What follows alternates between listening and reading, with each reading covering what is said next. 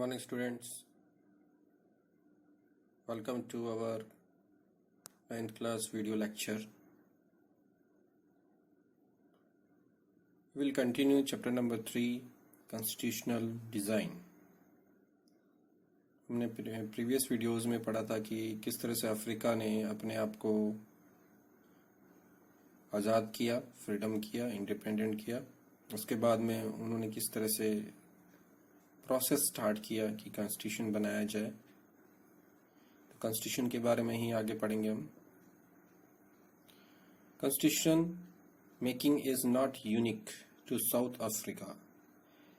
Every country has diverse group of people. Their relationship may not have been as bad as that between the white and the black in South Africa. Constitution banana Africa में अलग नहीं था और सभी countries में अलग अलग groups होते हैं। तो यहाँ पर भी रिलेशनशिप, उनके बीच में जो रिश्ते थे वो इतने अच्छे नहीं थे। But all over the world people have differences of opinion and interest. सब पूरे संसार में हम देख सकते हैं कि रुचि और विचार जिसके होते हैं उनमें इंटरेस्ट और ओपिनियन यानी अपने मत और इंटरेस्ट, उन दोनों में ही डिफरेंस होता है काफी। वेदर डेमोक्रेटिक और not, most countries in the world need to have these basic rules. कोई भी कंट्री जिसमें डेमोक्रेटिक हो या नहीं हो, लेकिन उसे कुछ बेसिक रूल्स को बनाना जरूरी पड़ता है। This applies not just to government. ये सिर्फ गवर्नमेंट के ऊपर अप्लाई नहीं होता है। Any association needs to have its constitution.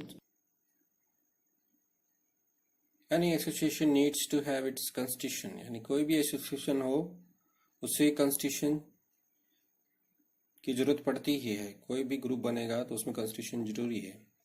It could be a club in your area. ये कोई क्लब भी हो सकता है आपके एरिया में, या कोऑपरेटिव सोसाइटी और a political party, they all need a constitution. या कोऑपरेटिव सोसाइटी बने या कोई पॉलिटिकल पार्टी बने, सब में हमें कॉन्स्टिट्यूशन की जरूरत पड़ती है। एक्टिविटी है अप्रोच अ क्लब और कोऑपरेटिव सोसाइटी ऑन यूनियन और a political party in your locality, get a copy of their rules book. It is often called rules of association. कोई भी कोऑपरेटिव हो या क्लब हो, उनका कोई रूल्स बुक होती है, उसे हम कहते हैं rules of association. And read it, उसे पढ़ना है आपको। Are these rules in accordance with the principle of democracy. क्या ये रूल्स डेमोक्रेसी के जो उसमें प्रिंसिपल्स हैं उनको फॉलो करती है। Do this give membership to any person without discrimination. क्या वो किसी भी पर्सन को मेंबरशिप दे सकती है बिना किसी भेदभाव के? ये सब देखना है। सिंपल सा एग्जांपल ये भी है कि स्कूल्स होते हैं तो स्कूल्स के भी अपने रूल्स होते हैं। एडमिशन देने की, स्कूल को फॉलो करने के लिए, इसको स्कूल को रन करने के लिए, तो वो सारी चीज़ें से एग्जांपल आपको समझ में आ सकता है कि सब कोई भी चीज़ होती है उसके रूल्स बनते हैं। Thus, the constitution of a country is a set of written rules that are accepted by all peoples living together in a country. तो इससे हम ये कह सकते हैं कॉन्स्टिट्यूशन क्या हो सकता है। कॉन्स्टिट्यूशन की डिफाइन आगे यहाँ पर, कॉन्स्टिट्यूशन है क्या? Constitution of a country is a set of written rules, यानी लिखे हुए रूल्स हैं, ये सेट है उनका पूरा। और ये सारे लोग जो होते हैं कंट्री में रहने वाले, वो सब मिलकर के इसे अपनाते हैं। Constitution is a supreme law that determine the relationship among people living in a territory called citizen. Constitution एक सुप्रीम लॉ यानी सबसे बड़े लॉ हैं और वो तय करते हैं कि जो कंट्री की बॉर्डर में रह रहे हैं लोग, उनका रिलेशंस क्या रहेगा। And also relationship between the people and the government, और लोगों का और गवर्नमेंट के बीच में क्या रिलेशन रहेगा। A constitution does many things. Constitution बहुत सारी चीजें करता है. ये जैसे हम इम्पोर्टेंस क्वेश्चन में बना सकते हैं कि what is the importance of constitution. Constitution का इम्पोर्टेंस क्या है? First, it generate a degree of trust and coordination that is necessary for different kind of people to live together. सबसे पहले ये एक विश्वास और आपस में तालमेल को बिठाता है गवर्नमेंट और सिटीजन्स के बीच में और अलग अलग लोगों के बीच में, जिससे वो लोग आराम से रह सकें. जैसे हमें फंडामेंटल राइट्स मिले हैं कि हम एक दूसरे के फंडामेंटल राइट्स का रिस्पेक्ट करें, तो इधर भी ऐसे ही है. गवर्नमेंट भी सिटीजन्स के ख्याल रखे.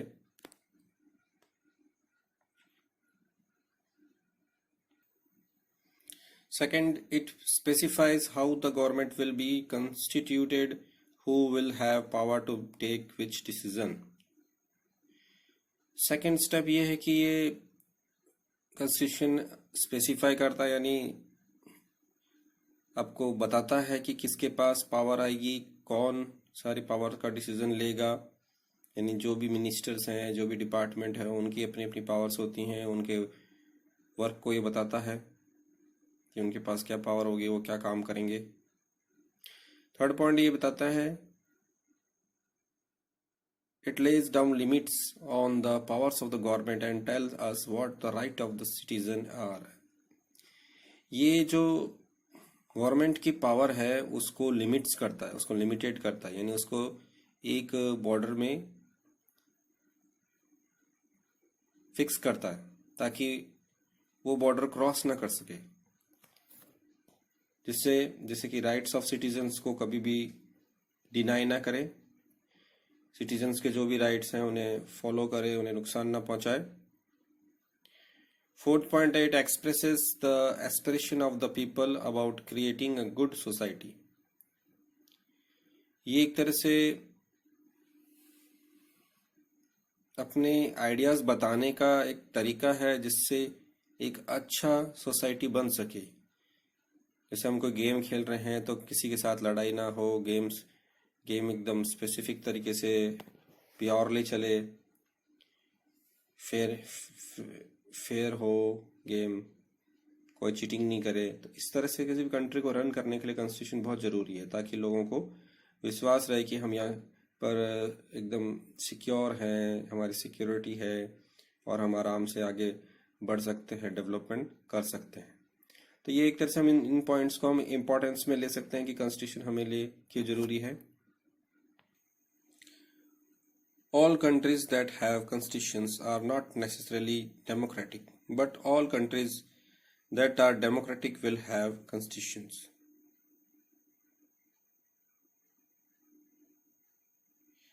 जितनी भी सारी कंट्रीज हैं उनका कॉन्स्टिट्यूशन होता है, लेकिन वो ज़रूरी नहीं है कि वो डेमोक्रेटिक हो. But all countries that are democratic will have constitution. और जितनी भी कंट्रीज जो डेमोक्रेटिक हैं उनका कॉन्स्टिट्यूशन होना ज़रूरी है. After the War of Independence against Great Britain, the Americans gave themselves a constitution. आज़ादी की लड़ाई इंग्लैंड से लड़ने के बाद में, ग्रेट ब्रिटेन से लड़ने के बाद में, अमेरिका ने अपने लिए एक कॉन्स्टिट्यूशन बनाया. After the revolution, the French people approved a democratic constitution. France का रिवोल्यूशन होने के बाद में लोगों ने अपना एक जो डेमोक्रेटिक कॉन्स्टिट्यूशन बनाया. Since then it has become a practice in all democracies to have a written constitution. तब से जितने भी डेमोक्रेटिक कंट्रीज हैं उनका कॉन्स्टिट्यूशन लिखा गया है. तो ये एक रूल्स हो गया कि हर कंट्री का एक कॉन्स्टिट्यूशन होना चाहिए जिसके थ्रू गवर्नमेंट चले. इस पिक्चर में देखिए एक बच्चा बैठा हुआ है. This is not fair. What was the point in having a constituent assembly in India if all the bases were already decided? ये बच्चा कह रहा है कि ये फेयर नहीं है, ये सही नहीं है कि जो भी हम कॉन्स्टिट्यूशन असेंबली बना रहे हैं, वो जो भी चीज़ें हैं वो पहले से ही हम डिसाइड करके चलें। जैसे फॉर एग्जांपल, इनके कहने का मतलब ये है कि हम गेम्स को पहले से डिसाइड करके चलें कि इस तरह से खेलेंगे, इस तरह से खेलेंगे, और पहले से सोच लें कि हम ये टीम जीत जाएगी। तो ये इनके माइंड में डाउट है कि ये कैसे सही हो सकता है। अभी हमने अफ्रीका के कॉन्स्टिट्यूशन की स्टोरी पढ़ी, अब हम अपने खुद के इंडिया की स्टोरी पढ़ेंगे कि हमने कैसे कॉन्स्टिट्यूशन बनाया था। Making of the Indian constitution. Like South Africa, India's constitution was also drawn up under very difficult circumstances. जैसे साउथ अफ्रीका कॉन्स्टिट्यूशन बना था, इंडिया कॉन्स्टिट्यूशन भी बहुत ही डिफिकल्ट सिचुएशन में बना था। The making of constitution for a huge and diverse country like India was not an easy affair. India के लिए कॉन्स्टिट्यूशन बनाना, जो कि इंडिया बहुत ही बड़ा है और बहुत ही डिफरेंट लोग यहाँ रहते हैं, तो एक इजी टास्क नहीं था ये। At that time, the people of India were emerging from the status of a subject to that of citizen. और उस समय इंडिया के लोग एक सब्जेक्ट बन रहे थे, यानी उनके सबके माइंड में ये सब्जेक्ट था कि हमें सिटीजन बनना है कि नहीं है। The country was born through a partition on the basis of religious differences. उसी समय आपने देखा है कि जो पार्टीशन हुआ था पाकिस्तान और इंडिया का, उस बेसिस पे, जिस पे धर्म के बेसिस पे किया गया था, तो वो भी एक डिफिकल्ट सिचुएशन थी। This was a traumatic experience for the people of India in Pakistan. तो ये बहुत ही एक बुरा अनुभव था इंडिया और पाकिस्तान के लोगों के लिए। At least 10 lakh peoples were killed on both sides of the border in the partition related violence. लगभग ये कह रहे हैं 10 लाख लोग दोनों तरफ, इंडिया के और पाकिस्तान के लोग, पार्टीशंस के जो वायलेंस हुआ था, हिंसा हुई थी, उसमें मारे गए थे। देयर वाज अनदर प्रॉब्लम, एक और अलग प्रॉब्लम थी। The British had left it to the rulers of the princely states to decide whether they wanted to merge with India or with Pakistan or remain independent. Britishers ने कुछ राजाओं को छोड़ रखा था कि वो उनकी मर्जी है कि वो इंडिया में शामिल हो या पाकिस्तान में शामिल हो, या फिर अपने आप को एक अलग आज़ाद घोषित करें। The merge of this princely state was a difficult and uncertain task. इनको, प्रिंसली स्टेट्स को आपस में मिलाना, हम इंडिया में मिलाना, एक डिफिकल्ट और कोई निश्चित टास्क नहीं था कि ये पूरा हो पाएगा या नहीं हो पाएगा। When the constitution was being written, the future of country did not look as secure as it does today. जब कॉन्स्टिट्यूशन लिखा गया था, फ्यूचर में ये किसी को नहीं लग रहा था कि ये सिक्योर रहेगा या बना रहेगा या आगे तक रहेगा। The makers of constitution had anxieties about the present and the future of the country. जो कॉन्स्टिट्यूशन बनाने वाले थे, उनके मन में बहुत सारे ऐसे डाउट्स थे कि ये फ्यूचर में टिकेगा या नहीं टिकेगा। अब ये लेफ्ट साइड में देखिए, हमारे जो लीडर्स हैं उनके पूरा शॉर्ट में डिटेल्स दे रखा है कि इनका बर्थ कब हुआ था, इनका डेथ कब हुआ था, उन्होंने क्या क्या काम किए थे। जैसे कि सबसे मेन हमारे जो आयरन मैन है वो है वल्लभ भाई जावेद भाई पटेल का फुल नेम है। और इन्होंने गवर्नमेंट, हमारे जो इंडिया को यूनिट करने में बहुत सबसे बड़ा इनका रोल प्ले है। नेक्स्ट है हमारे अबुल कलाम आज़ाद। इन्होंने भी बहुत इम्पोर्टेंट रोल प्ले किया था हमारे कंट्री को यूनाइट करने में। और ये कांग्रेस लीडर थे, जैसे आपको पता है कि एक ही पार्टी थी स्टार्टिंग में, कांग्रेस। लास्ट हैं टीटी कृष्णमाचारी। अब इसमें देखिए इन्होंने लिखा हुआ है कि 1899-1974 इनका पूरा लाइफ के बारे में बता रखा है। तमिलनाडु में जन्म हुआ था, member of drafting committee, entrepreneur, and Congress leader, later finance minister in the union cabinet. बाद में फाइनेंस मिनिस्टर भी बने थे। अगेन एक्टिविटी आपके लिए, speak to your grandparents और some other elders in your locality, ask them if they have any memory of partition और independence और the making of the constitution. उनसे पूछिए कि पार्टीशन के बारे में कोई आपके मन में यादें हैं तो आप बताइए। What were their fear hopes about the country at that time, क्या आपके मन में डर था, क्या आपके आशाएं थी मन में कि आप कंट्री में क्या होगा। Discuss this in the classroom, उन सबको आपको क्लासरूम में डिस्कस करना है। सबसे सिंपल चीज़ है कि अगर आपको एक्सपीरियंस लेना है तो आप देख सकते हैं गांधी फिल्म बहुत अच्छी है, जिसमें पूरी स्टोरी बता रखी है गांधी जी के बारे में, किस तरह से पार्टीशन हुआ था। इसके अलावा अभी जस्ट एक पिक्चर आई थी भाग मिल्खा भाग, उसमें भी आपने देखा कि मिल्खा सिंह जी पाकिस्तान से इंडिया आते हैं और सेम सिचुएशन थी। तो ये सब देखने से आपको थोड़ा सा एक्सपीरियंस मिलेगा। पिक्चरें भी आपको बहुत कुछ सिखाती हैं, तो उसे आप जो देखेंगे वो आपको एकदम ऐसा लगेगा कि आपने पढ़ा हुआ है चीज़ें। द पाथ टू कॉन्स्टिट्यूशन, यानी कॉन्स्टिट्यूशन बनाने के लिए कौन सा रास्ता तय किया गया था, किस तरह से बना था। Despite all this difficulties there was an one big advantage for the makers of Indian constitution. इन सब मुसीबतों के अलावा उनके पास में एक अच्छा पक्ष भी था, हम कह सकते हैं फायदा भी था उनके पास में। Unlike South Africa, they did not have to create a conscious about what a democratic India should look. जैसे कि बता रहे हैं साउथ अफ्रीका के जैसे बनाया उन्होंने अपना कॉन्स्टिट्यूशन, तो किस तरह का डेमोक्रेटिक इंडिया होना चाहिए उस तरह का इनके पास में पहले से ही आइडिया था। Like much of this conscious had evolve during the freedom struggle. ये जो भी था इनके माइंड में पहले से स्ट्रगल के टाइम में ही था कि हमें किस तरह का इंडिया बनाना है। Our national movement was not merely a struggle against a foreign rule. हमारा जो नेशनल मूवमेंट था वो केवल यही नहीं था कि सिर्फ वो विदेशियों के खिलाफ रूल्स को हटाने के लिए लड़ रहे थे। It was also struggle to rejuvenate our country and to transform our society and politics. ये एक तरह का स्ट्रगल था कि वो दोबारा से कंट्री को ट्रांसफॉर्म करें, यानी बदलें सोसाइटी और पॉलिटिक्स को। There were sharp differences of opinion within the freedom struggle about the path India should take after independence. ये एक बिल्कुल क्लियर अंतर है विचारों में कि आज़ादी की लड़ाई के रास्ते में वो किस तरह से इंडिया को चेंज करेंगे।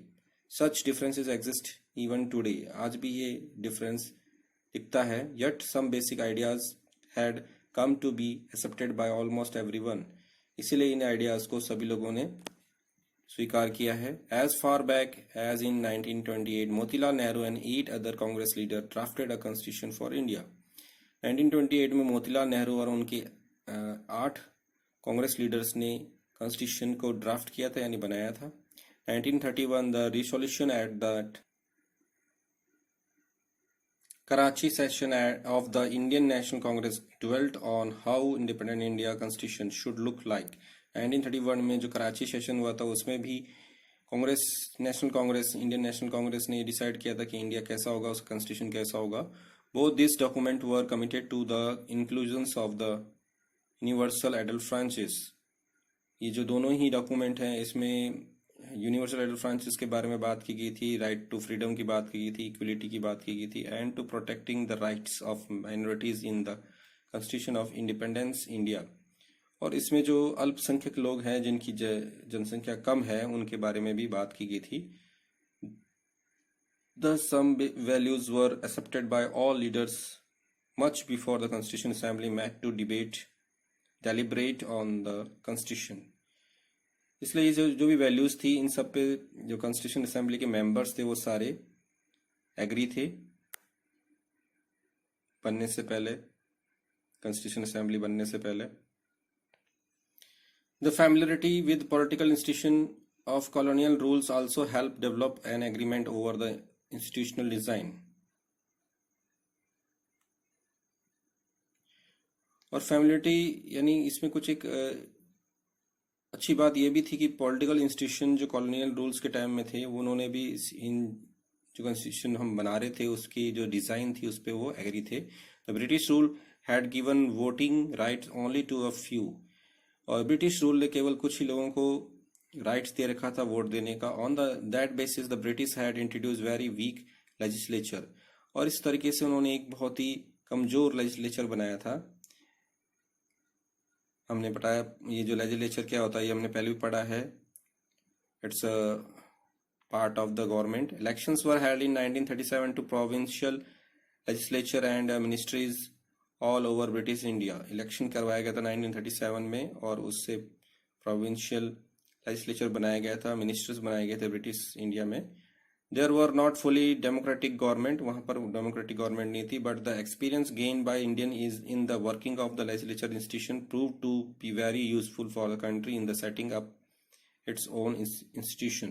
लेकिन जो इंडियंस ने उस समय एक्सपीरियंस लिया था लेजिस्लेचर का इंस्टीट्यूशन में वर्क करने का, वो उनके लिए बहुत ही काम आया बाद में।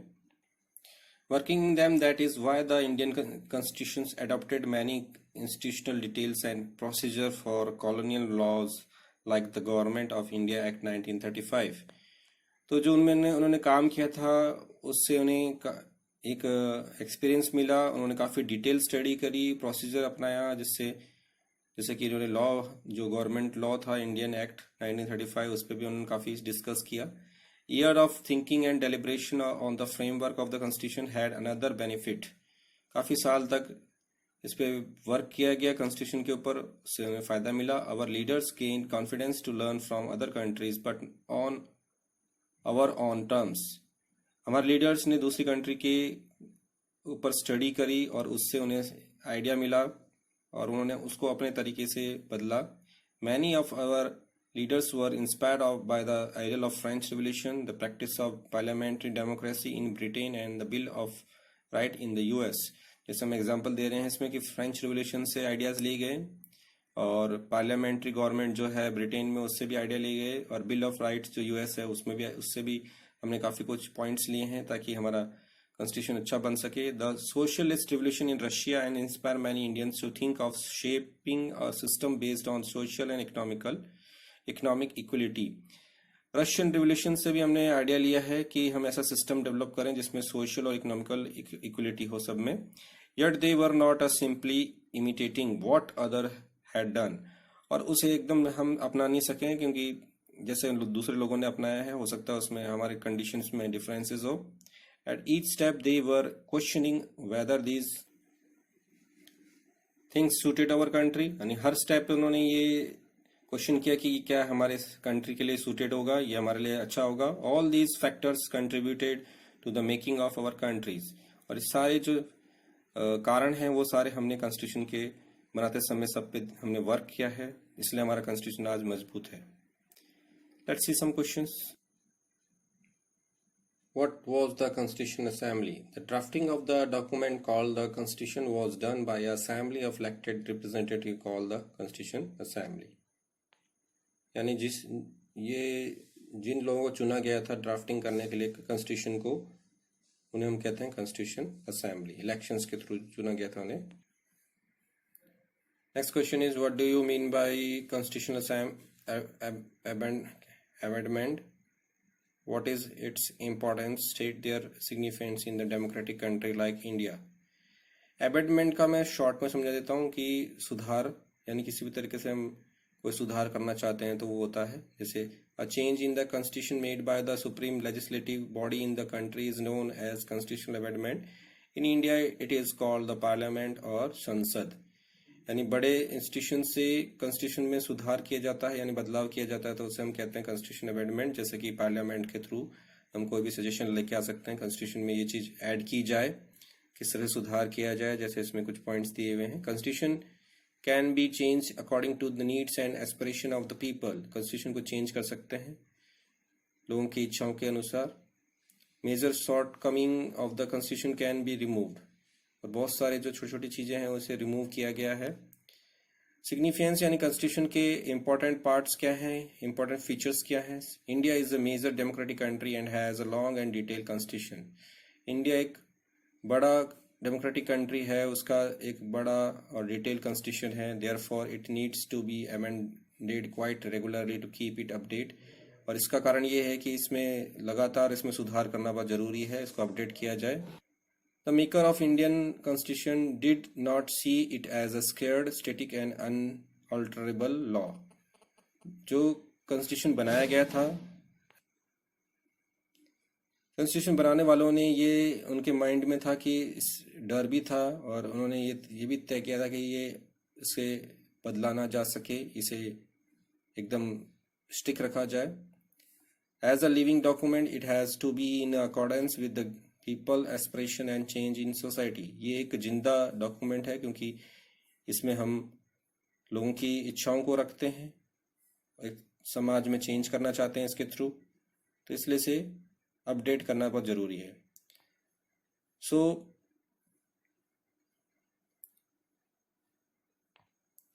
नेक्स्ट क्वेश्चन देखिए, what changes have been brought in the constitution in South Africa after 1994. ये भी पढ़ा था हमने. फर्स्ट है the apartheid government came to an end paving way for the formation of multi racial government. जो रंगभेद की नीति थी अफ्रीका में वो ख़त्म हुई और एक मल्टी रेशियल गवर्नमेंट बनी. All were given equal right, सबको बराबर राइट दिए गए. A new South Africa based on equality of all races of man and women was build.